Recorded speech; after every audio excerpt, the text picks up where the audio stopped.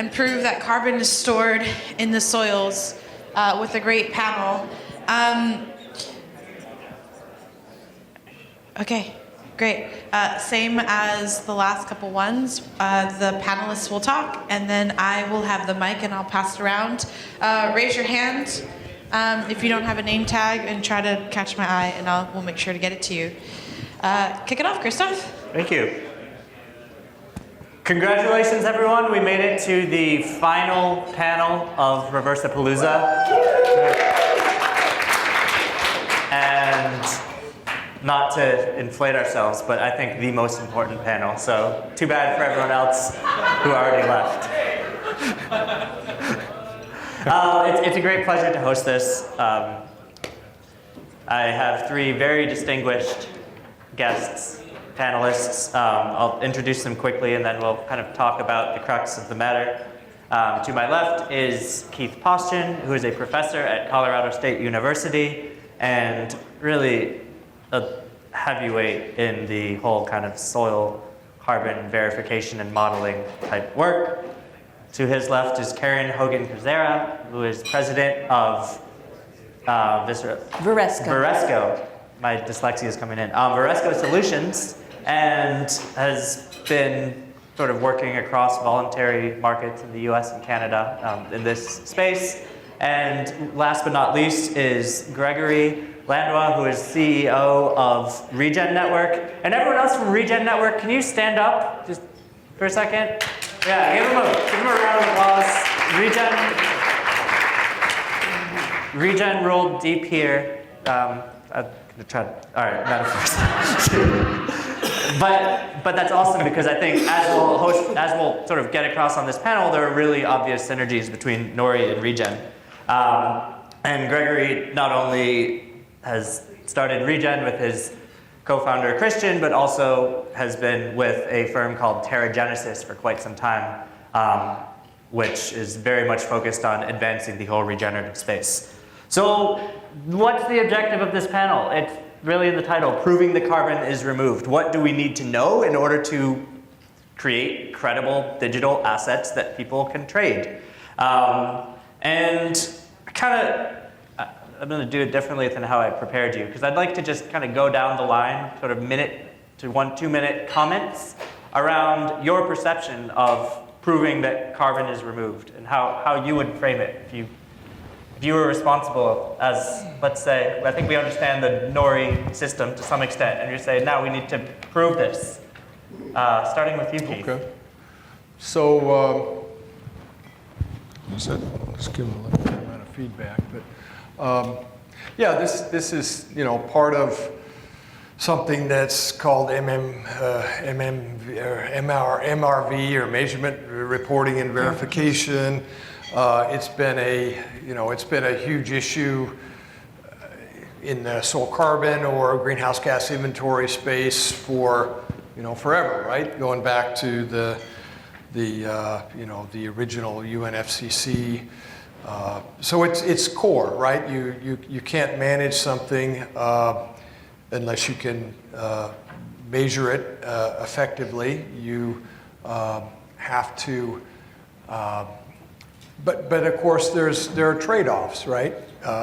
What's unique about soil carbon and even more so greenhouse gas emissions from the land use sector is they're not easily measured like CO2 emissions out of a power plant stack or something like that, where you can measure the rate and the concentration and you've got your number. Or even easier, the number of trains of coal cars that are dumped and you've weighed the coal that you then put into the furnace.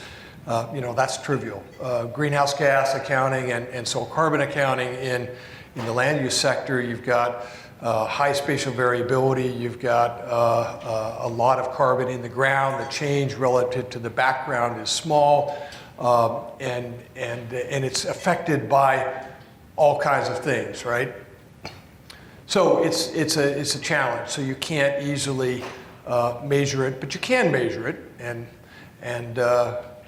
but the question is, finding the sweet spot between sufficient accuracy to know that you're achieving the goals that you need to know without overdoing it, without focusing so much on we have to get it to the fourth decimal point, otherwise it's not legitimate.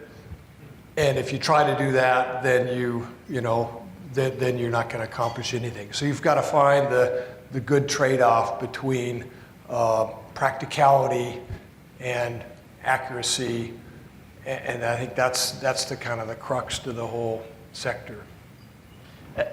And maybe before we go on to Karen, just to follow up, you have been responsible for a lot of the development of Comet Farm, which is a tool that gets into some of that in enabling practices to create models that allow us to make allow estimations to be created on how much carbon is actually being stored. So yeah, and I guess my sort of philosophy, and I think probably the overarching philosophy about how do we effectively, cost effectively, and sufficiently accurately, measure and quantify what we're doing, is it just measurements in this from the standpoint of laboratory instruments? No. Is it just models where you do simulations, where you've got regression equations? No. It's both together, right? So you've got to have an effective use of models and measurement together, and I think that's the other part of it. And I think a lot of times there's a false dichotomy between the modeling and measuring, and they have they're two sides of the same coin, I would say, and you've got to have both in order to have an effective effective technology. thank you. So Karen, your perspective on proving that carbon is in the ground. Thanks, Christophe, and really pleased to be here on this panel. I guess I'm here because I'm bringing part of the Canadian story that Alden alluded to earlier in her opening comments to this Reversapalooza workshop. At the time, 1996 timeframe, there was a lot of discussion going on in the international UNFCCC talks leading up to the Kyoto Protocol. The Europeans didn't believe that soil organic carbon was increasing in North America. And so a group of electrical thermal generators led by Alden and Agriculture and Agri-Food Canada and Saskatchewan Soil Conservation Association came together, and a $2 million project decided to actually measure absolute soil carbon change on the Northern Great Plains. They picked Saskatchewan because it had all the right agroclimatic zones to be able to do that. And so over 136 sites across those major agroclimatic zones were established and called the Prairie Soil Carbon Balance Project.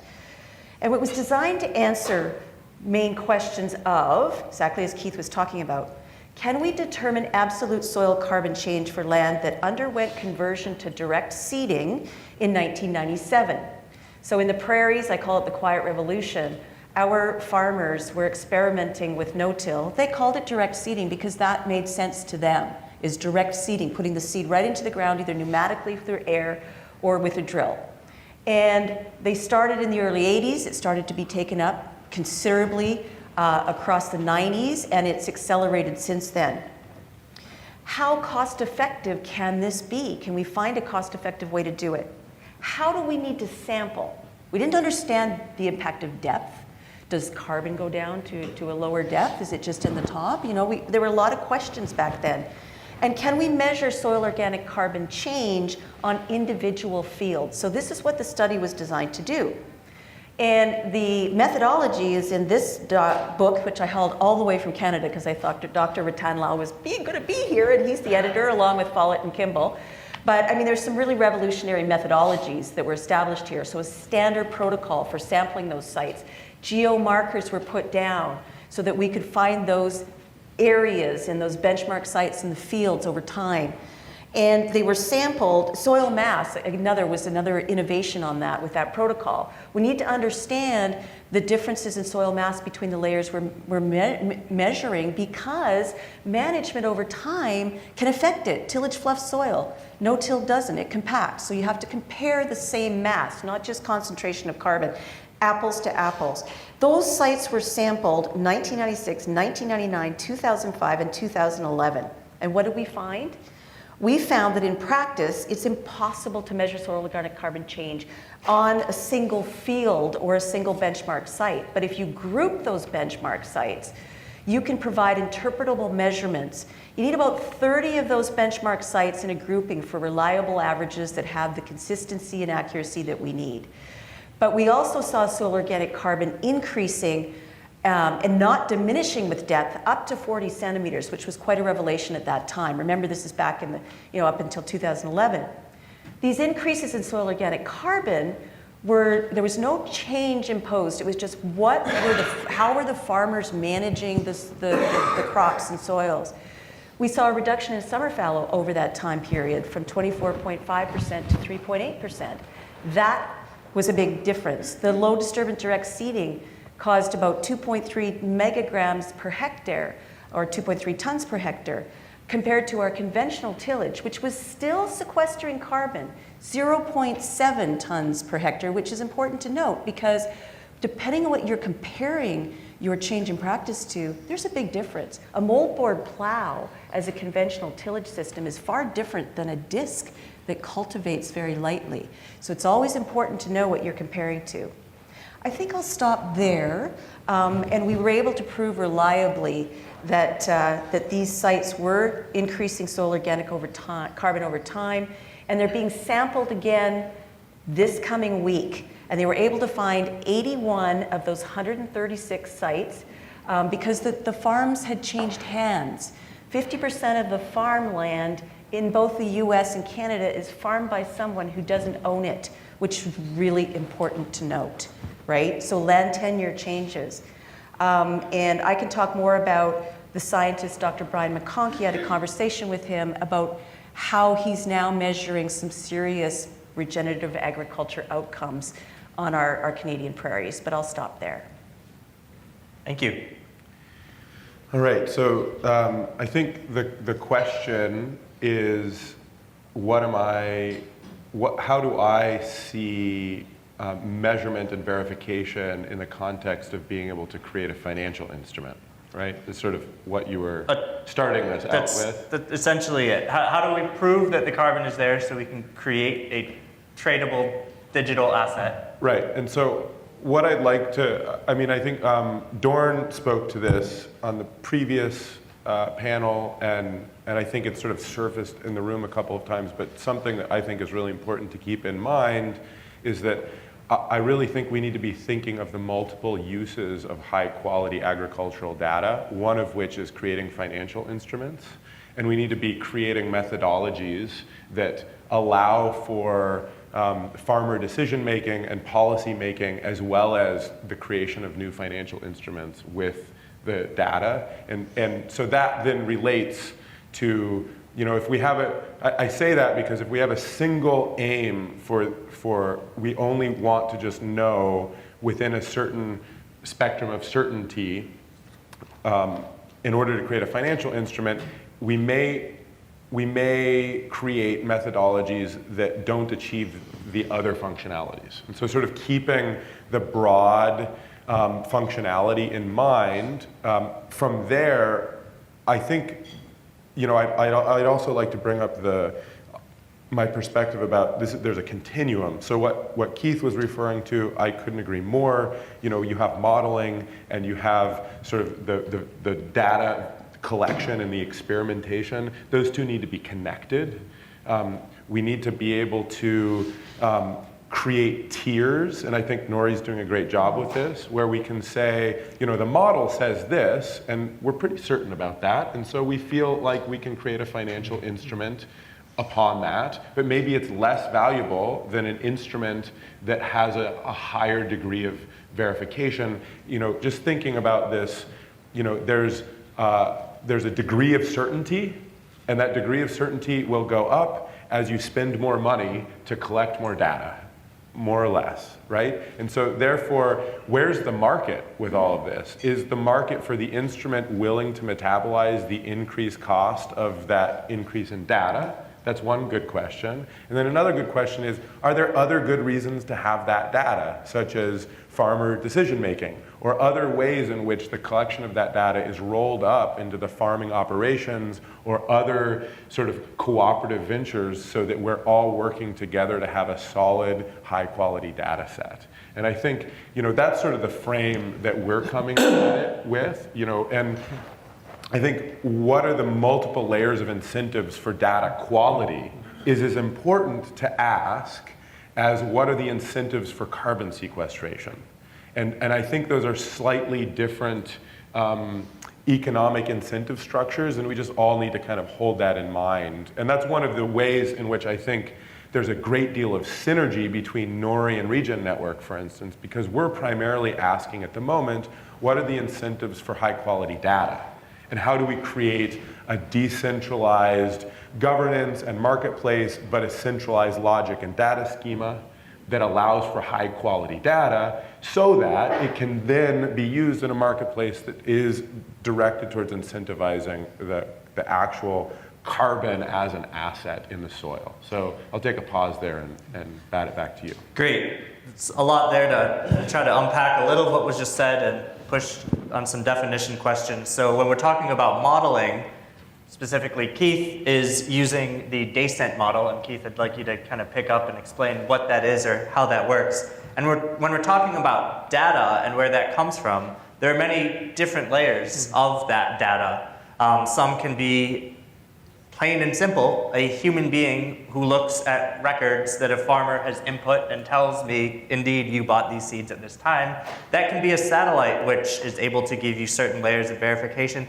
That could even be the handheld spectrometer, which Greg very nicely demoed earlier today. And that can be all different sort of data layers. And so when we're just thinking about verification, Keith, first I want to start with you, and then I kind of want to open it up in terms of what does this data really tell us in terms of proving that the carbon is there, and I think how useful is it? And I also want to comment this concept, and just, I love metaphors, so I'm going to leave you guys with another one, that it's, when we're talking about farmland and agriculture, there's a Rubik's Cube of value, and the cube of carbon is just one piece of that, and all those other Rubik's Cubes in a way, can add up and are specific to each farm site. And I think that's where groups like Regen Network, which help farmers on this localized level, understand which Rubik's Cubes they want to monetize and why having retention of their data helps them optimize that Rubik's Cube. It's just a really important piece.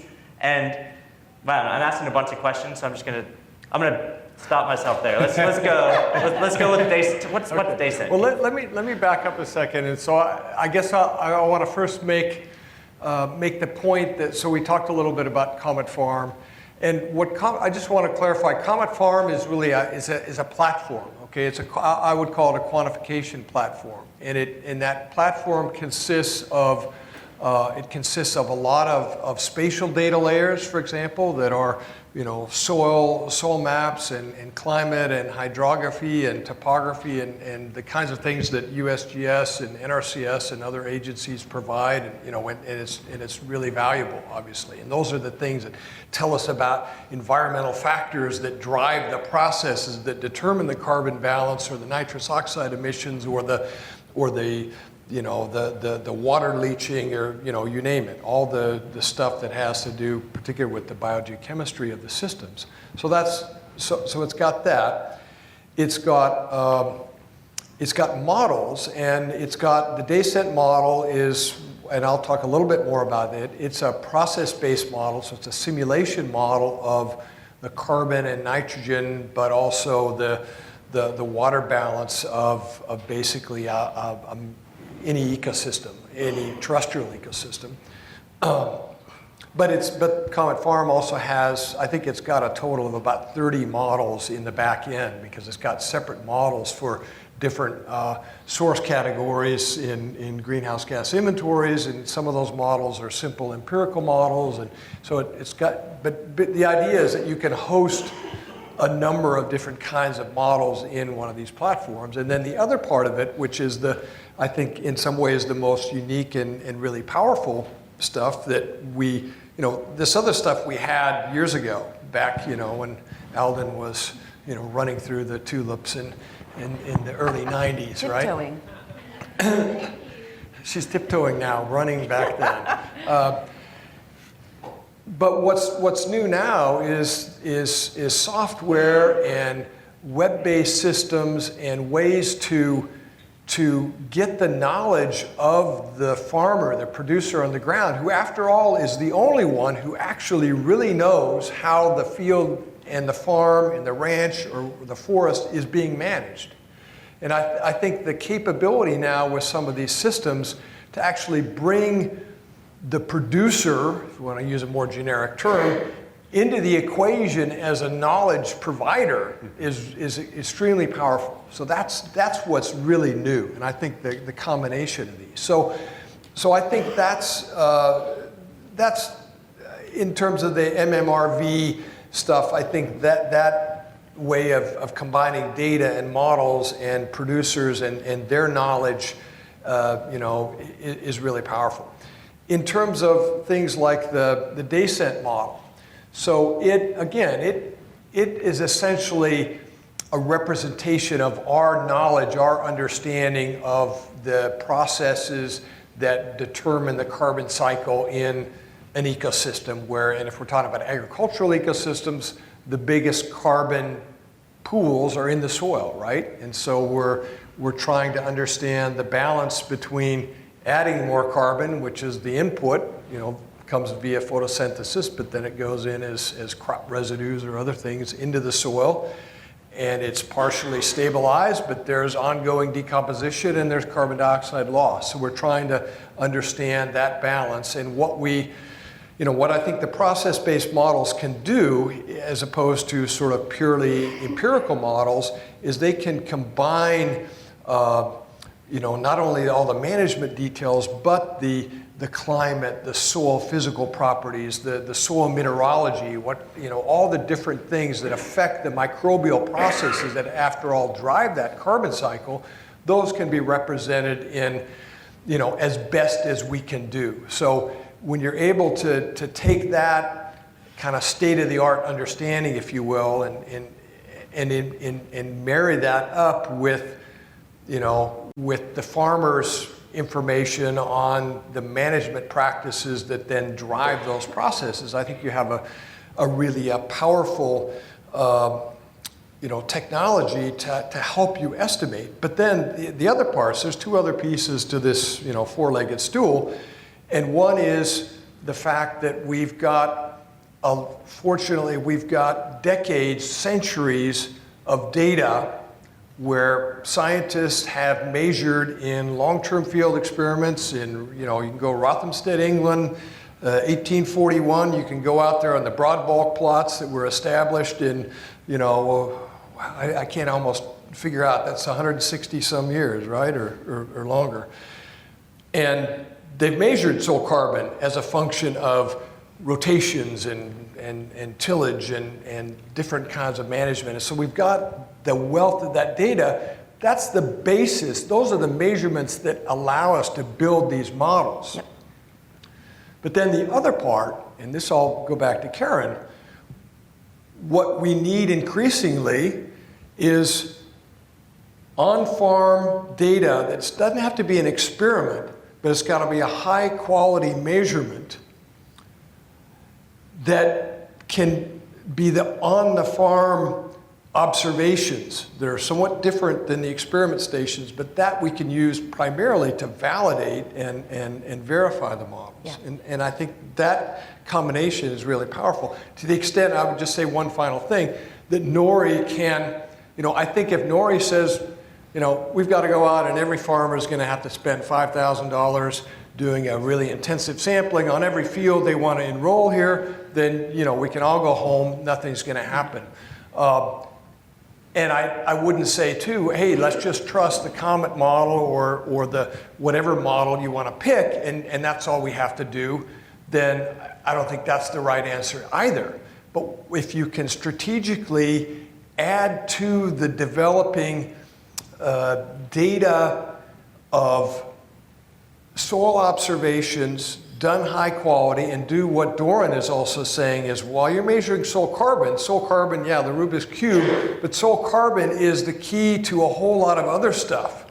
So if you measure aggregate stability, you measure texture, you know, there's lots of things that we can measure now pretty effectively that tell you about soil quality, they tell you about how the soil is going to respond for water, for biodiversity, all that stuff. You really, you know, you're able to, you know, get all kinds of synergisms that were never possible before. And I think that's the power of what is being proposed, and that ought to be the vision that we really pursue. Okay. I'll continue on with my story, building off of Keith's. So what do we do with those measurements on all those benchmark sites? This is where it gets interesting. Basically, that data set was used to validate the Descent model in Canada. In the way we were running it, based on those we have long-term cropping sites as well, and we were trying to figure out how can we, for our national emissions inventory methodology, model that change in soil organic carbon due to changes in practices. And so we calibrated the Descent model with Keith's help way back then, and Dr. Brian McConkey and his team. And then that change was validated by this benchmark site data. What we found was that Descent was under-predicting by about 30% of the empirical measurements, but that's okay, as long as we're not overestimating in the way we report to the UNFCCC in our inventory on soil organic carbon. The story continues. The trajectory we started out with was those series of reference sites, calibrated the model, informed our national emissions inventory, then we drafted a protocol that would be the basis for a financial instrument. And it's very much still in play today in Canada. So in Alberta, project developers, and our carbon market is a compliance-based market. It was the first in North America to cover all of our industrial emissions. And so we have been able to develop that protocol based on that national emissions inventory science, bring it into our carbon marketplace, and in the last 10 years, we've generated 13.4 million tons of carbon dioxide removals through the implementation of no-till, reduced fuel use, reduced nitrous oxide emissions, which are all quantified through that methodology. And that's an estimated $200 million cash injection into the agriculture sector. So that is we're at $30 a ton now in our carbon market. It's probably the most valuable carbon market in the world, and you will not see a soil carbon sequestration story like that in a compliance-based market. It's just non-existent to this date. So fast forward to today, we're going to resample this season, as I said, and we assumed that we would reach equilibrium in the prairies after 20 years, understanding the management that's going on out there. And in talking to Dr. Brian McConkey, and he's going to be publishing a paper soon, and he presented to the Tri-Societies of America last year on what's been happening, we're still seeing soil organic carbon change. Why? Because it's been driven by, as I said, reduction in summer fallow, decreased tillage intensity, good residue management. We have a saying in Canada, keep your stubble up. We have bumper stickers that talk about that people drive around with their farm equipment and their trucks. Improved agronomy and precision farming, and improved cultivars through genomic technologies of crops. These crops are producing more, they're getting better use of water, better use of other inputs, and changes in crop type. Canola has seen a 70% increase in the prairies. That's our canola oil. And the phenotype of that rooting system is deep, and it goes deep in the soil. So we're seeing it sequester a whole lot more carbon. So Brian's estimates is that by 2030, we can double the amount of soil organic carbon in our soils that we have today.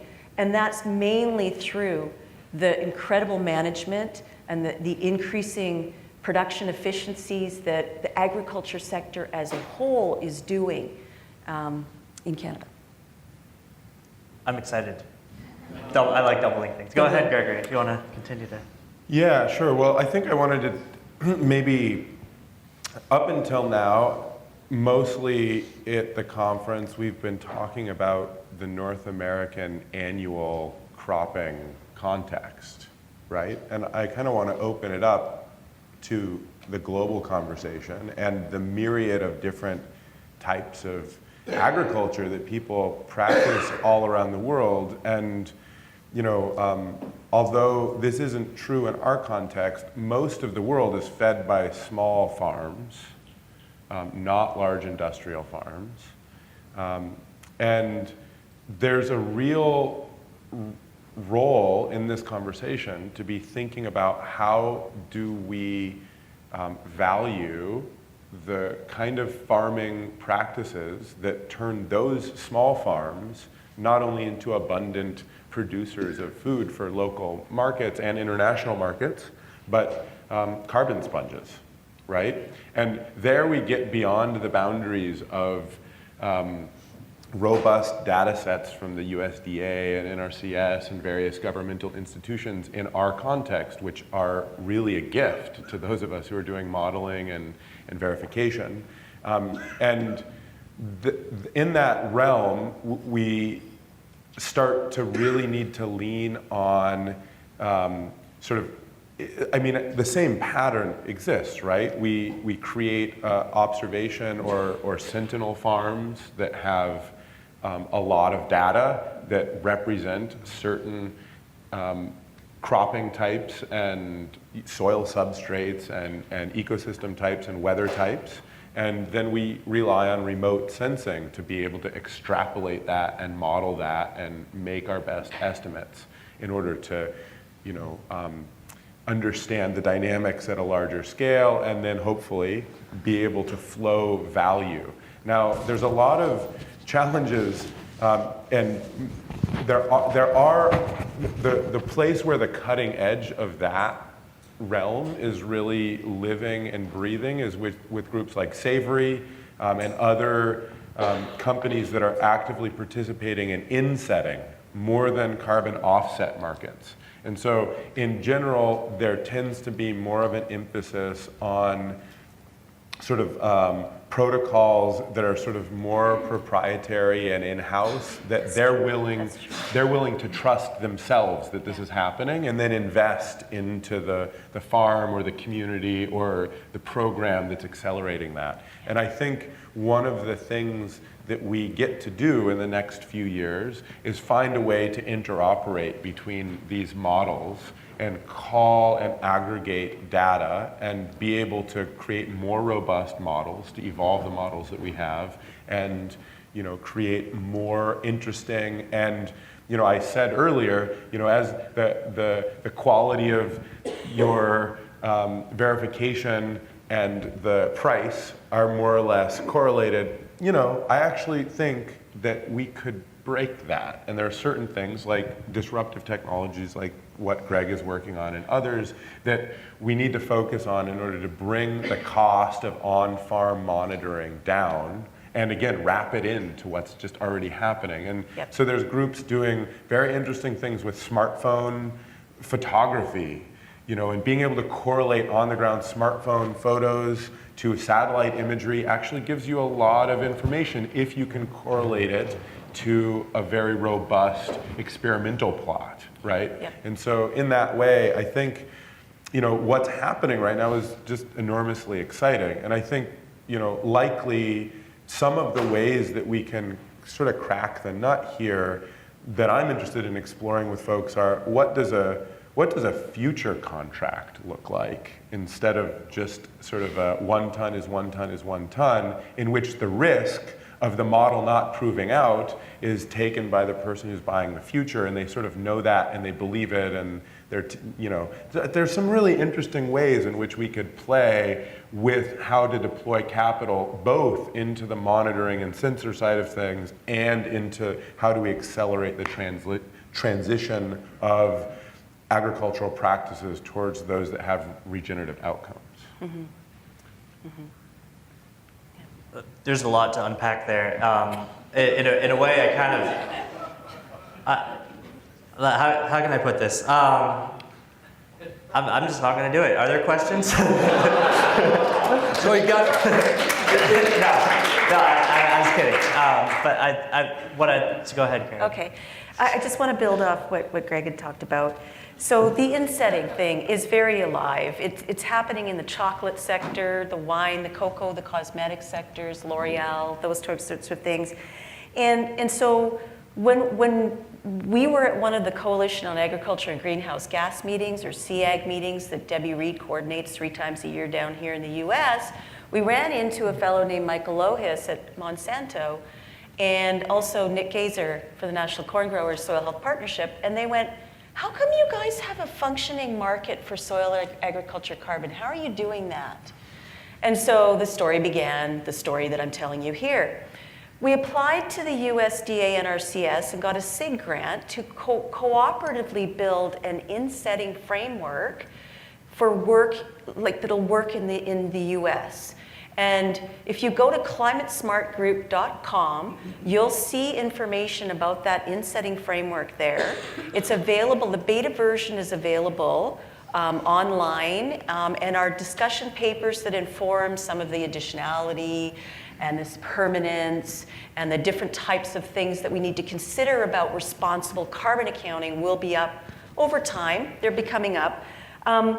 But one of the things we're testing is a low-cost, low-touch verification system that has been built by Applied Geosolutions, Dr. Bill Salas, and it's called OPTIS. So it's Optical Tillage Information System. Yeah. And Bill's been working on this with NASA and the USDA with grants and stuff for a long time, 5 or 6 years. We're field testing that on the Soil Health Partnership sites across the Midwest, and he has been able to discern and bucket no-till, reduced till, full till. He can discern cover crops from satellite imagery. He's got a series of optical satellites that have good resolution and good frequency. And so we're going to test this, and it's going to be like a publicly available, he has an app that farmers can upload data, those observations in terms of practices into the system. So that to me is the kind of thing combined with, a quick carbon thing that Yale is working on. We didn't conceive of this stuff like in 1996 or 1997, or even when we started our carbon marketplace in Alberta in 2007. But fast forward to the future, and it's going to be an exciting time. Do you mind if I jump in? Sure. I was ready to unpack what everyone had just said, though, now. Okay. One of the things that I want to just speak to here, kind of like backing back into, okay, this all sounds amazing. Why the hell are we talking about blockchain? What does blockchain have to do with any of this? So I think that's probably a good thing to speak at least briefly to. Please. Start with that. So big data is a big thing. Did anybody just witness what happened in the United States presidential election? So what happens when data is owned and mined and used by sort of large moneyed interests in order to maintain their control over things? How do we create a system whereby the public benefit of soil carbon sequestration is what we're optimizing for, instead of the utility of that big data for optimizing for the extraction of profit? So these are really important questions, and this is why the blockchain. So the way in which we can all play together, remember today we started with this amazing expose about, how we build a block, and I forget your name. Jay. And so one of the things that Jay said several times was, this is like somehow there's sort of a coordinated distributed ledger that's emergent out of an adversarial system. So what is the state of the market and agriculture currently, if not adversarial? So did anybody have a reaction when we heard about Monsanto? I did. But that doesn't mean that I don't want to work with them. It just means that I am wary about certain decisions they have made in the past that I would have made differently. And Jeff's left Jeff's the room, gone, so so it's okay. that's why you're saying it now, right? Big So- guy. I'm kidding. So, which is, we all have to work together here. That's Yeah, we clear. do. Agree. And we need to create a system whereby we can sort of have a trustless ability to understand and trust that the large system for data collection is not being used to manipulate markets in such a way that it probably will unless we create this sort of data governance structure, right? That's what blockchain makes possible here, is this creating a structured data schema and logic and the governance of that and the ability to then have permissioned data sets that when you have the appropriate permissions you get to use and query for verifications. Farmers can use their own data and they can basically, in a sense, sell it out into the marketplace and have a whole nother income stream beyond just the carbon. So, the ways in which that becomes possible are that's a whole nother exploration, but I at least wanted to back into that and bring it up and say the way in which all of these different actors can coordinate their actions without having to trust each other is essentially by creating an ecological knowledge blockchain that allows all of them to interoperate with one another without any single one being able to pull all of the weight in one direction and use it to manipulate the others. So can I commit the heresy then? Please. Okay. So I'm more of a socialist than a libertarian. So take that into account. Yeah. No, I would say to me, I don't think blockchain is essential to do this.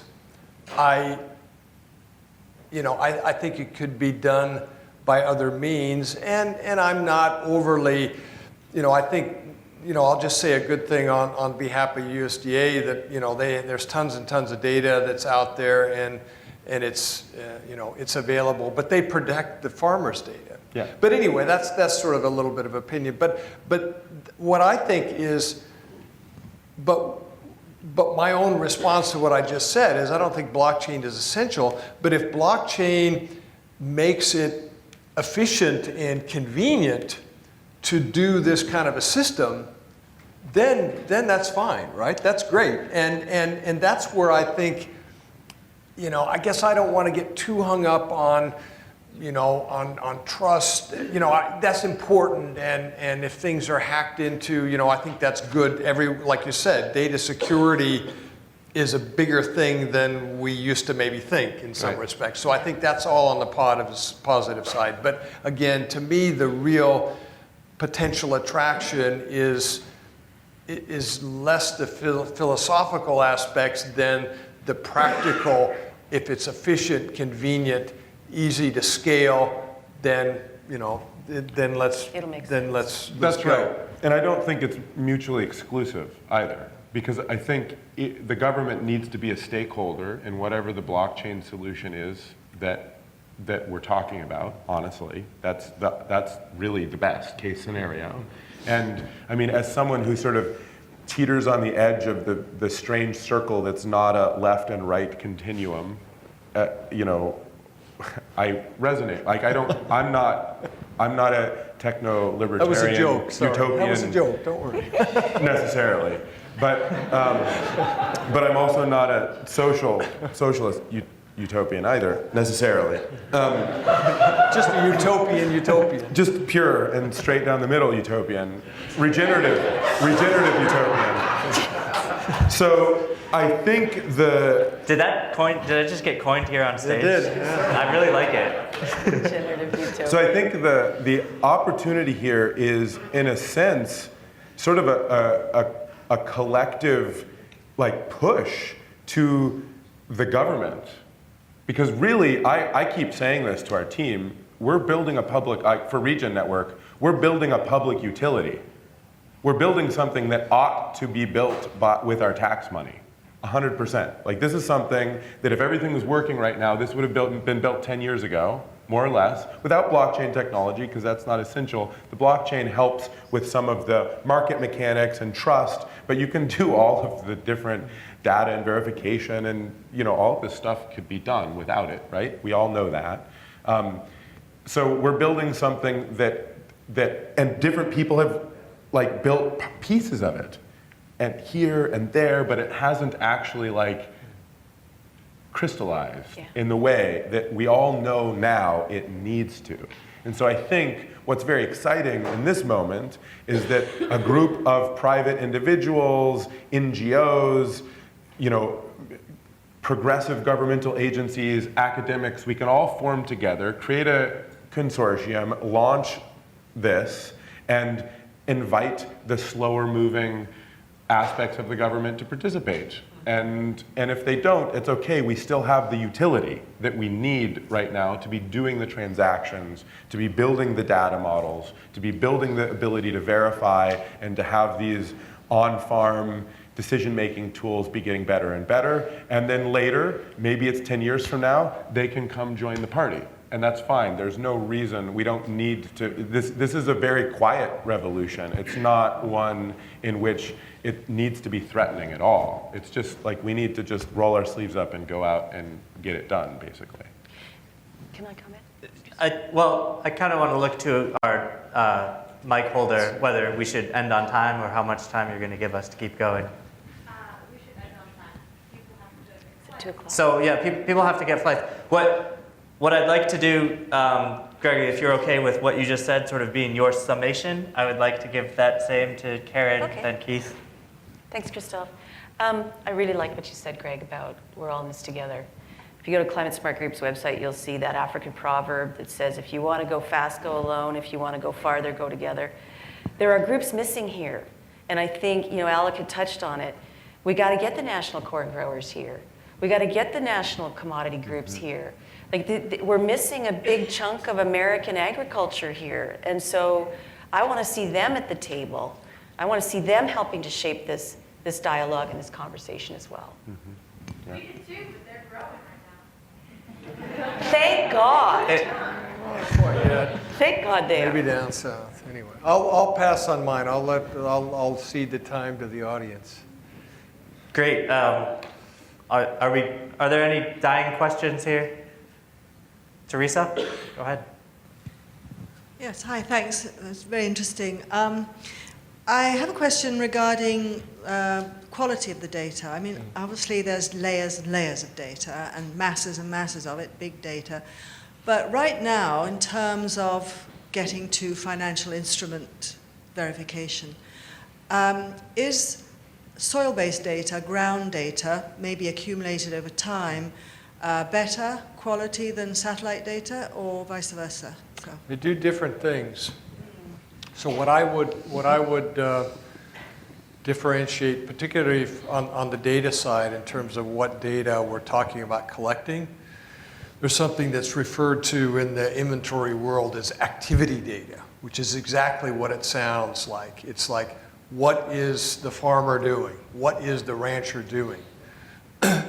Some of that can be ascertained by things like remote sensing, what Karen was mentioning. What crops are being grown? What's the crop rotation? Is it being irrigated?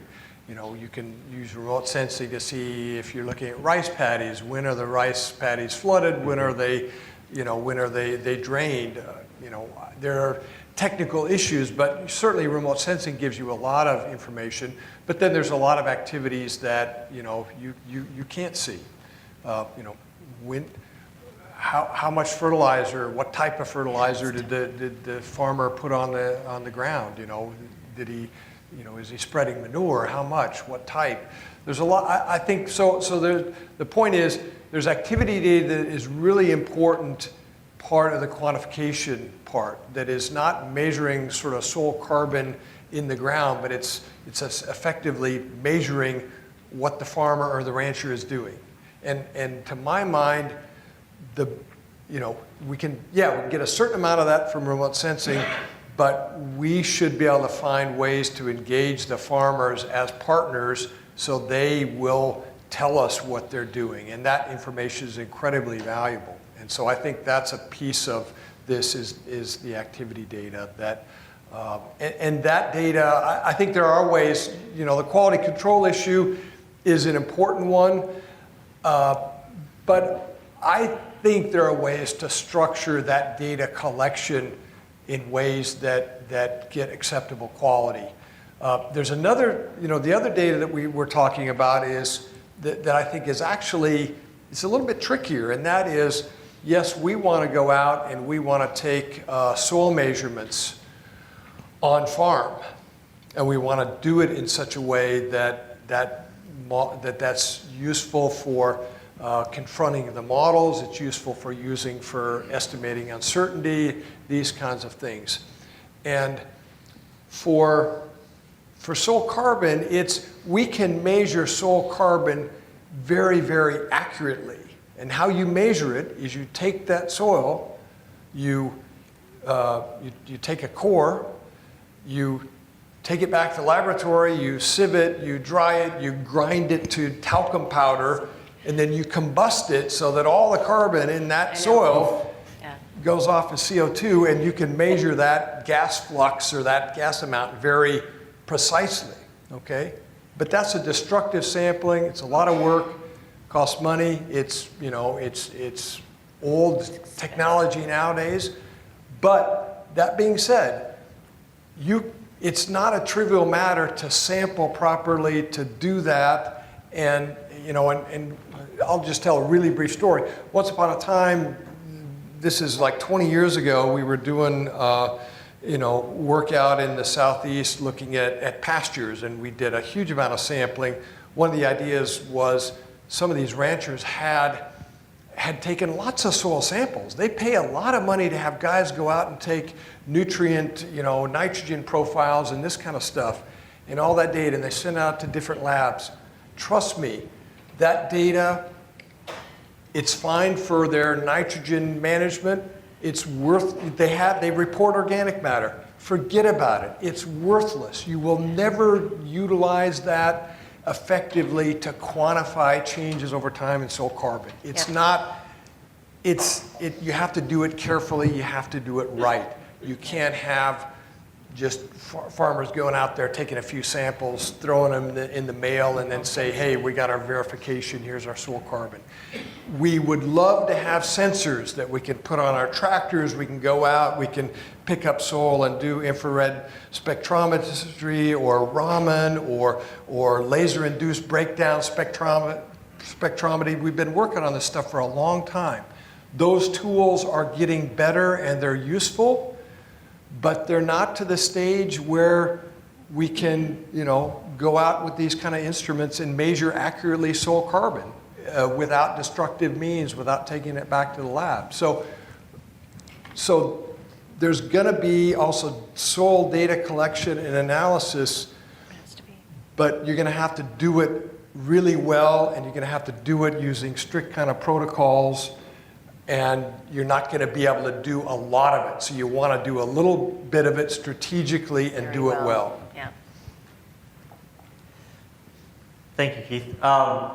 Just to kind of wrap all of this up, it comes down to, sounds like a big buzzword, and a word we want to have a takeaway is interoperability, whereas all these data sets which have value to different stakeholders for different reasons, and the more of that can talk to each other, the better we all collectively are. And it seems as if everyone here is trying to drive in that direction. And kind of secondly, hey guys, we can do this. We can verify. We know it's good enough, and the more we do it, the better it gets, and then we can iterate upon that. So with that, I'd like to give everyone a round of applause.